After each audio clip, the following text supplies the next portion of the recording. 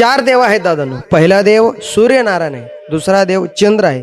दोन देव तर अशा आहेत ना गड्या, ते पाप्यालाही दिसतात आणि पुण्यवानालाही दिसतात. पहिला देव आपली आई आहे, दुसरा देव आपला बाप आहे.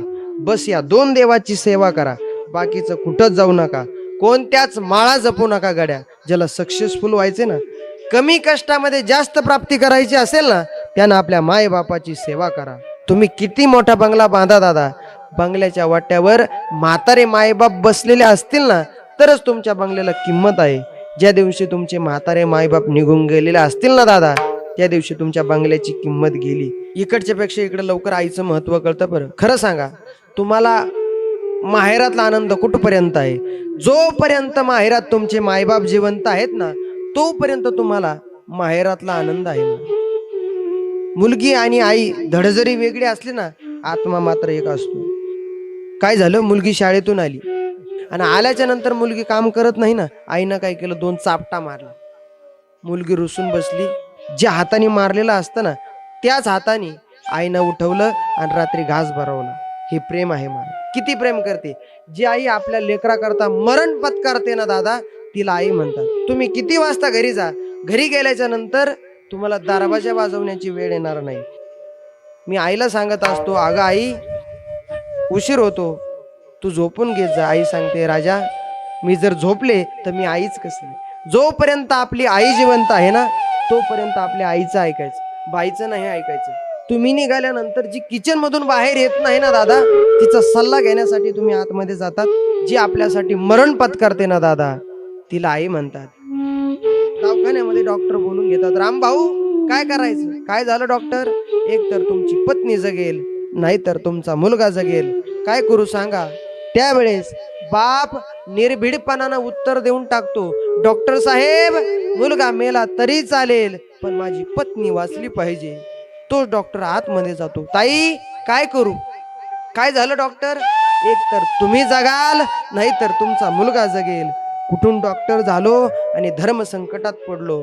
त्यावेळेस ती माय म्हणते, डॉक्टर साहेब ऐकाल का हो तुम्ही माझं? काय ताई ऐकाल का हो? काय ताई, मी मेले तरी चालेल, पण माझ्या वंशाचा कुलदीपक मरता कामा नाही. दादा जी आपल्या लेकरा करता मरण पत्कारते ना, तिला आई म्हणतात. या अकोला जिल्ह्यामध्ये केळी नावाचं गाव आहे. आदिवासी समाजाचा मुलगा बिबट्या वाघानं पळवलाय. ती 9 वारी पातळ नेसलेली माय 17 ठिगळाचं लुगडं घातलेलं आहे आणि आपल्या लेकराच्या मागं पळते. जी आपल्या लेकरा करता मरण पत्कारते ना दादा, लेकराचे पाय आपल्या हातामध्ये धरलेत आणि वाघाच्या मागं पळते. कल्पना करा सज्जना हो, वाघाचं आणि आईचं अंतर किती असेल. जी आपल्या लेकरा करता मरण पत्कारते ना दादा, तिला आई म्हणतात. दोन्ही हातामध्ये मांडे आहेत. वाघाने नरड दाबलं, मुलगा मरण पावला. वाघाच्या तोंडातली मान सुटली, पण आईच्या हातातल्या मांड्या सुटल्या नाहीत.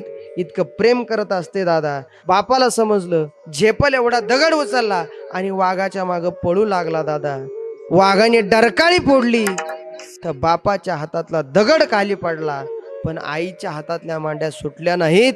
त्या अजून जशाच्या तशा आहेत. जे आपल्या लेकरा करता मरण पत्कारते ना दादा, तिला आई म्हणतात. तुम्ही माहेरात जा, तुम्हाला कुठपर्यंत दिवाळीच्या सणाचा आनंद आहे हो?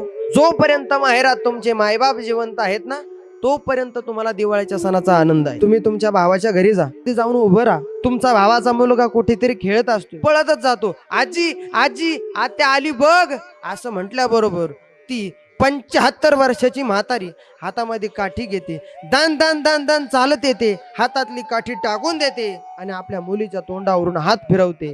किती दिवसानंतर भेटलीस माझी माय. इतकं प्रेम करते ना दादा. सुनेला सांगते, आपलं जे काही झालं असेल ते सोडून दे, पण तुझ्या हातानं माझ्या मुलीला आंघोळ घाल बरं. इतकं प्रेम करत असते ना महाराज ती आई. मग त्या आईला कधी विसरू नका.